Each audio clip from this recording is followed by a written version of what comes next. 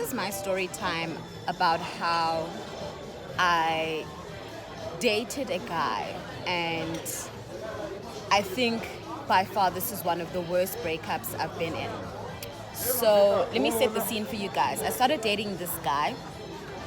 How we met is, we did the typical new age thing where we met via DM. We started talking. The communication went on for a very long time, and eventually homeboy was like, let me fly you out to my country. And I said to him, look, right now I'm not ready to come to where you are, but I would love for us to continue the communication. And what really drew me to him was this guy was not messy in the sense that it was like, well, if you're not ready to come, I think you're not serious, therefore I'm not going to communicate. Or even if he didn't go as far as saying that, his communication didn't dwindle. He was more than okay with the fact that I was saying to him, I'm not ready for me to come to where you are. I want us to talk more. I want us to get more in touch with each other and get to know a lot more about each other before I get on the plane and I come to where you are. And that's what we did. And he was so patient and so kind and so understanding. And so homeboy and I did just that. We got to know each other more. We communicated a lot more. We took it upon ourselves to be a lot more involved in each other's lives, be it through, what's the word? Sorry, I'm trying to find good lighting, and this is actually just the best. Be it through communicating all the time, consistently, regularly and consistently. And so we carried on speaking for a couple of months, more than what we had been speaking when I had told him I'm not quite comfortable to come to your country yet. And eventually I was like, no, I'm ready. I feel secure enough. I know enough people in that country for me to feel like I can go there, and if anything goes down, at least I have another place to go and stay. So eventually I got on the plane and I went and I saw him. And when I got there, first of all, the first time we saw each other, it was like, wow. And I couldn't even see by the look on his face that he was completely thrown by how fly baby girl really is, like in real life. So we laughed about it, and I was so taken aback by just how committed he was to making me feel comfortable. Like, he didn't assume that I was going to sleep in the bed with him. He already had another roommate up for me. Like, he was very generous and very like, it's all about your comfort. However you feel is how you feel. You let me know. I'm taking my cue from you. And so when I got there the first day, it was already, get dressed. Let's go out here and here and here. Let's go for a drink. Let's go for a very nice dinner. And the dinner was super sexy, like super, super sexy. It was in a very beautiful, exotic place. We did the most. We had a good time. And every day after that kind of felt like the first time we were meeting over and over again. Like, he was doing everything and anything to make me feel good and to make me feel welcome and make me feel like I hadn't made a mistake coming to where he was based. I can see my glasses are dirty and I'm just not taking them off because the sun is brutalizing my face. I'm not going to take them off to clean them. You guys are just going to have to be okay with it. So yeah, every other day after that, he went above and beyond to make me feel comfortable and make me feel wanted and make me feel appreciated and made me feel like he wanted me. And I really did feel that way. And I could tell that it wasn't forced. It was a sincere thing. We wanted each other. Time went on. I had initially booked a flight and I had done my return ticket. I made him book me a return ticket for a week. By the time I got there, we were both so into each other. We were like, if no, am I returning after a week? Let's make it 2 weeks. Let's really pour into each other in this time. We didn't want to be separated, and we spent those 2 weeks just being about each other. At that time when I was there, he was like, at some point, obviously, the conversation needed to be had. Like, you're going to be going home in another week's time, and I just want to know, like, where to from here, because I know how I feel about you.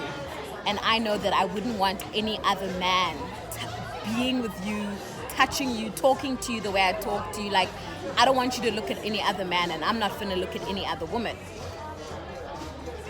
So I said to him, look, if you want to make this exclusive, I'm down for that, because I'm also not, first of all, I'm a homebody, so it just wasn't such a big deal to me, because in my mind I'm like, it's really not going to be hard for me to stay at home. I stay at home anyway. And in terms of speaking to guys, I mean, I know how I feel, and I like him, so for me it didn't feel like a big thing not speaking to other men.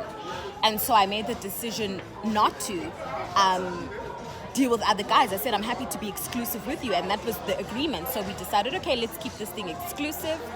And again, like every day, guys, when I say like he was doing the most, I'm talking gifts, I'm talking that quality time, making sure when I wake up in the morning, there's food for me, making sure that I was happy and comfortable all the time. I mean, from when I got to his country, he was already so confident. Me traveling to his country, my mom was already like, you can't just travel, I need some documentation, I need to know who you're going to, I need to know the person. And he wasn't even offended by it. He was like, of course, mom, here's a copy of my passport, everything. So he was just, as soon as I got to his country, he was already like, please call your mom, make sure everybody's okay. When I was there, he was doing the most, like, please buy mom and your sister, your twin, gifts as well. It would be so bad for you to go home empty-handed. You've been away from home for 2 weeks. Make sure that, you buy them something as well, so that they feel included in this trip, even though they didn't come. So I did that, and when I went back to the airport, he took me to the airport, and I remember even the ride to the airport was so somber, because I knew I was going to miss this man, and I could feel that he was just also cut up by it. He was trying so hard to be strong and to be not even understanding, just strong and put together, but he was feeling it. I mean, there was a point where we were driving to the airport, and I could tell he was just not coping, he was just not feeling it. And I couldn't stay longer. I had work to do. I'd committed. I'd already signed a contract for some work. So I knew I couldn't stay longer, and he took me to the airport, and we sat there for a while at the airport together before I checked in. We sat there on the other side, kind of holding, saying our goodbyes, and there was this look in his face, guys. I don't even know how to explain it. Like, I genuinely felt pain. I felt more sad looking at him. Like, he just looked like his heart was in his stomach. And when I turned back to say bye to him and everything, he looked so devastated. Then I caught the last glimpse of him. He was really sad, and I said goodbye. And we said bye to each other. Everything was good. And after that, I mean, even when he crossed over, as soon as he got in his car, I was already getting text messages like, I'm already missing you. No, I lie. I only started receiving text messages when I arrived in SA, because I didn't have a SIM when I was in his country. So as soon as I took my flight and I arrived back in SA the next morning at about 5 in the morning, I was already getting text messages from him like, I miss you. I can still smell you in my bed. I feel so sick about this whole thing. I'm really sad. And I just felt really, really bad. We were both feeling bad, and we were sincere. I could feel it. I could see it. And I texted him to say, I've already landed back home. Thank you so much for an amazing time. Homeboy was like, okay, according to your schedule, when can you come back and see me? And we're already planning for a trip.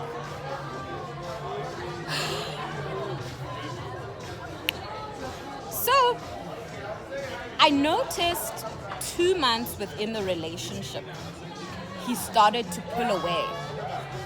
And it was this very subtle, but I'm a very intuitive person. Because I'm the type of person who loves so hard and pours so hard into dynamics, whether it's friendships or relationships, I could feel his distance. I could feel him pulling away, even though he thought he was being subtle. And initially he was denying it. He was making it seem like I was reading too much into it. But I knew I wasn't reading into anything. You were pulling away from me, homie, and I can see it. I'm so sorry for the noise, guys. So I eventually was like, I cornered him. I said to him, listen, I'm not going to keep playing this game with you. I can feel that you're pulling away from me, and I need to understand what the problem is. Why? Why are you pulling away? And eventually he said to me, when you were here, and looking back on it, when I was there, the one day he said to me, let's go and meet my mom. And I said to him, I don't think it's appropriate for me to meet your mom. I said to him, we are still trying to figure out what we're doing. And in my culture, I can't be going to your mom's house, to your home, being the girlfriend when it's just that some casual, we don't know what this is. And although we're feeling each other, again, we're not quite sure what this is. So I don't feel right going to your mom's house. I don't think it would be appropriate. My parents always told me that it wasn't appropriate, or taught me. So I said to him, no, and he understood it. He was like, no, I do get it. I do get that. I really do respect that. So anyway, going back to when I was back in Joburg, he had been pulling away. And eventually I cornered him. I'm like, you're going to tell me what this is about. You're going to tell me. Eventually he said to me that when I was there with him,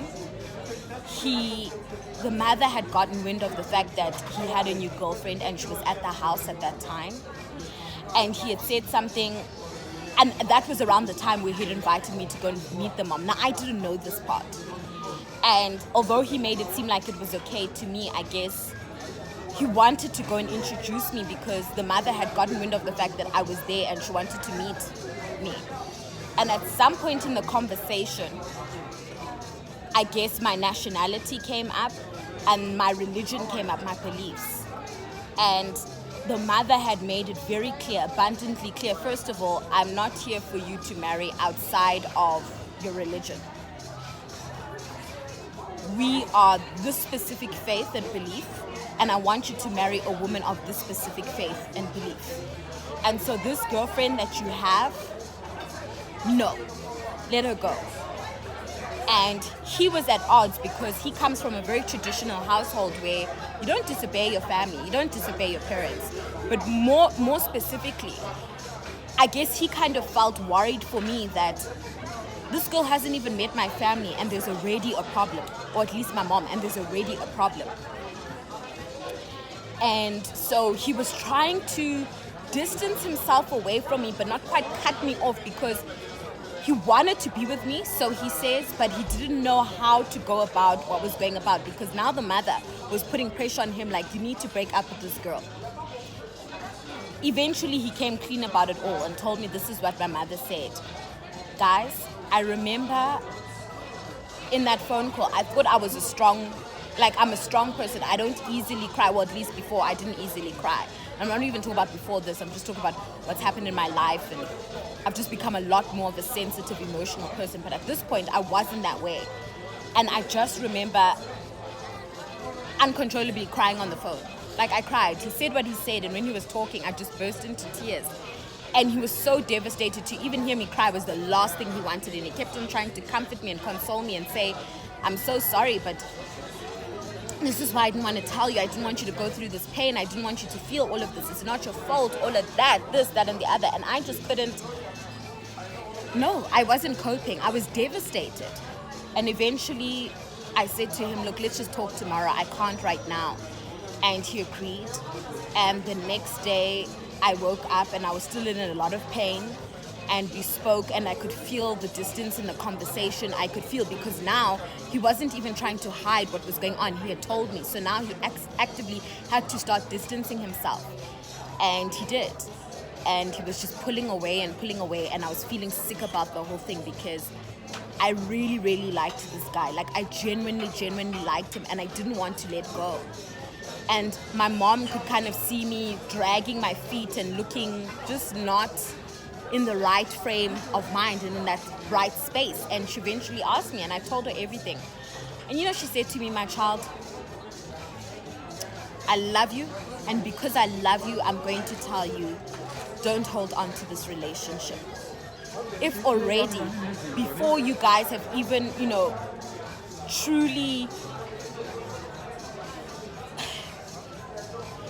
before you guys have truly settled within, the mother already has a problem. This is going to be a consistent theme throughout the relationship.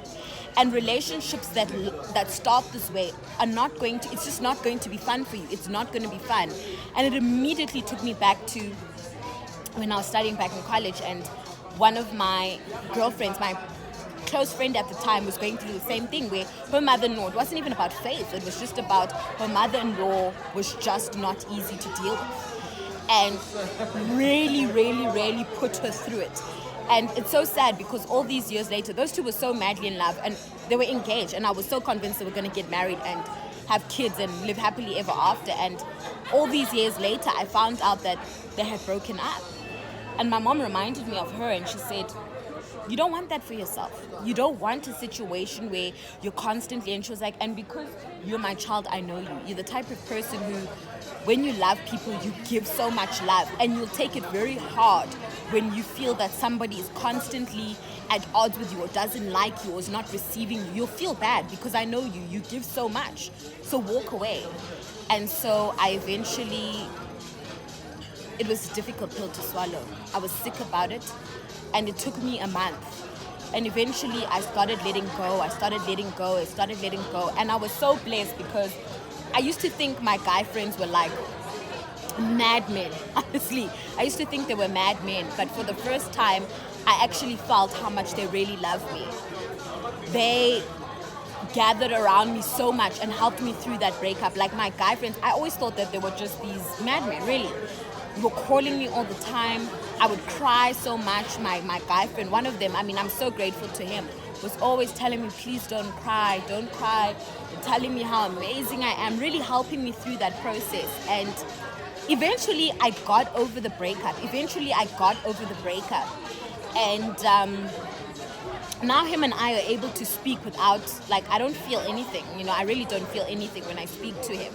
And he's moved on and he's, started his own family and he's gotten married and all of those things. And I really am happy for him because regardless of how things ended, he is a great guy, and he deserves it. He deserves that happiness and that love.